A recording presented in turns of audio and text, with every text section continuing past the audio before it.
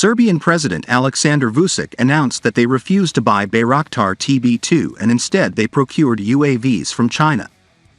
In a statement made by Vucic, the Turks have seriously armed Kosovo, which cannot exist according to the law. He gave them anti-tank missiles, howitzers, Bayraktarlar. They have all of these now.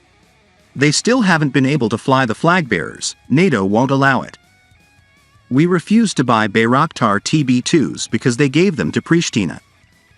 We recently received CH-91 UAVs from China, we are getting more.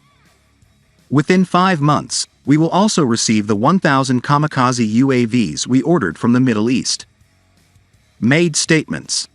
The statement of the Serbian leader, who reacted to the armament of Kosovo, "We refuse to buy Bayraktar TB2s," attracted a lot of attention.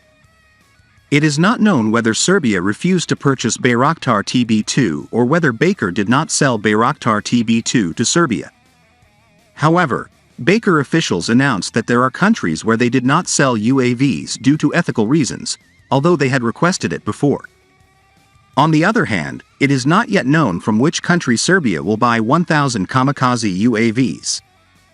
The country in question is considered to be the United Arab Emirates, UAE. The UAE defense industry sector has been working on kamikaze UAVs recently.